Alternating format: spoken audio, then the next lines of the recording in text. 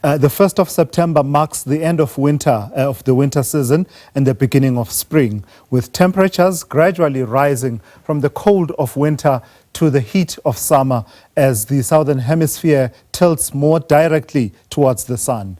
In this period, flowers are blooming and wildlife activity increases, with most people welcoming spring in different manners, from colorful floral outfits to water splashing and many other ways of celebrating spring. However, it is not all sunshine, as weather conditions can also be extremely harsh in this season. Some parts of the country experiencing harsh and extremely cold weather conditions. Let's pick up the conversation with Odirile Modipa from the SABC Weather Desk. Good afternoon. Thank you for coming through. I hope you're bearing good news.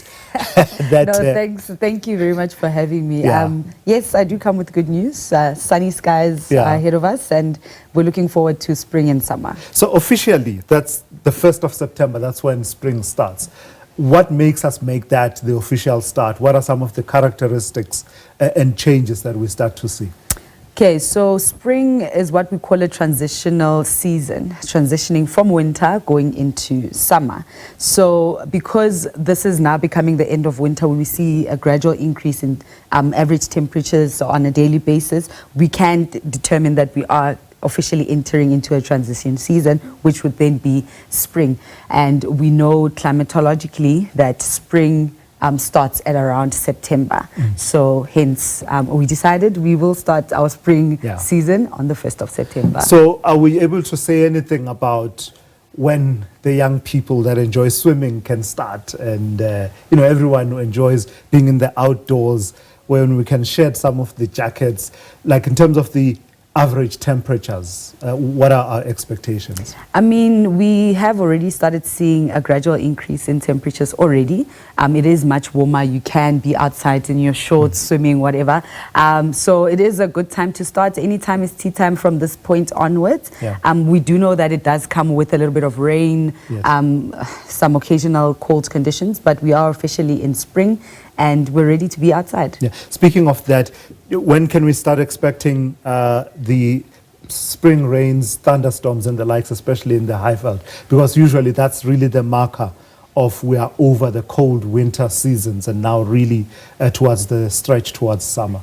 Okay, so with the spring coming in now, we are expecting some transitional, what we call weather systems that occur normally during transition seasons. So once those start coming through, we have already started seeing some thunderstorm activity, especially over the central and western parts of the country. So it definitely is coming through for the rest of the country, and especially in the east and also in the Highveld.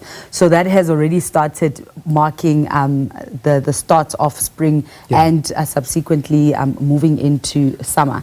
So yeah, we're already here. Here's the difficulty. Last year, that's exactly what we thought, right? Until it snowed in September. Okay, so we have what we call cut-off low pressure systems. That is a pressure system or a weather system that is more prevalent during transition seasons. So now that we are in spring, that cut-off low can come through, and a cut-off low is a cold core system that comes with a lot of heavy rain, very strong winds, and also all of those thunderstorms. So once that system makes landfall over the country, because it is so cold core, it drops temperatures to below freezing point, which can lead to instances of snowfall. So it's unpredictable, is it? Very you can't say sitting here now that we are likely to have a cut-off low in the next 3 weeks or something. No, not at this stage. The weather changes all the time. It varies quite a lot, and looking ahead, we can't forecast for that time. So at this point, we're looking at whenever it does come through, a couple of days in advance, we'll be able to That's tell. the best we can do. Yeah. Every generation says, spring was better in our times. We'll be out splashing each other with water already by the 1st of September. Is there any degree of truth in that narrative that says spring just isn't what it used to be? Or is it just a misplaced nostalgia? Just because you're not the young people anymore running around in the streets, they're experiencing it differently. I mean, definitely. I think if we had to look at it scientifically, it would require some sort of data to back that up.